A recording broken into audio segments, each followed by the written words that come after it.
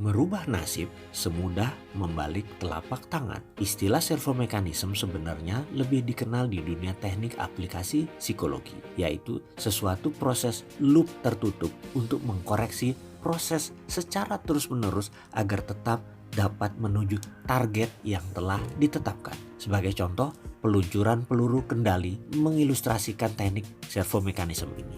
Ketika target telah dikunci, maka gerakan peluru yang mulai melenceng akan direvisi ulang sehingga kembali menuju arah semula. Proses revisi ini berlangsung terus-menerus sampai dengan akhirnya peluru kendali tepat mengenai sasaran yang telah ditetapkan. Apa hubungannya dengan perilaku manusia? Sangat erat hubungannya. Dan untuk itu, dunia aplikasi psikologi menyoroti peran besar dari self-image dan belief system dalam kesuksesan seseorang.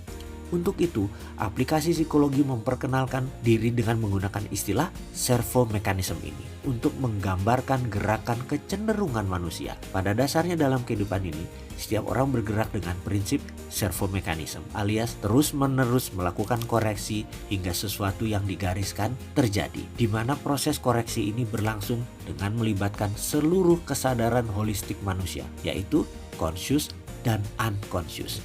Jika seseorang sudah digariskan dalam tanda petik dalam pilihan hidupnya untuk sial, maka apapun yang terjadi, cepat atau perlahan, tapi pasti, maka proses servomekanisme akan menuntun orang tersebut menuju kondisi sial tanpa bisa ditolak sama sekali. Sekali lagi saya ingatkan, ini man-made decision. Saya akan jelaskan rincinya. Demikian juga jika seseorang sudah digariskan untuk beruntung, dalam tanda petik, maka servomekanisme ini dengan mudah akan membawanya ke keadaan seharusnya, yaitu beruntung. Semua yang akan kita alami dalam hidup kita ini telah digariskan. Suka atau tidak suka, servomekanisme akan membawa kita ke sana dengan caranya. Coba perhatikan, suatu saat kita berkeinginan untuk mencapai sesuatu yang biasanya adalah hal-hal yang indah dan menyenangkan. Lalu dalam perjalanan, seakan-akan kita sudah semakin mendekat hal itu untuk terjadi. Tapi tiba-tiba di bagian akhir, semuanya belok 180 derajat. Maka jangan menyalahkan siapapun karena servomekanisme dalam diri Anda lah yang bekerja. Kenapa ini terjadi? Apakah ini yang disebut nasib atau takdir? Atau apapun istilah sejenisnya.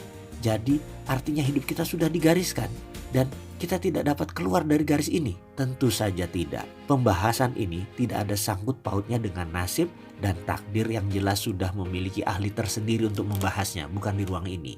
Pembahasan di sini justru akan menyadarkan kita bahwa kita adalah pembuat garis yang dimaksud.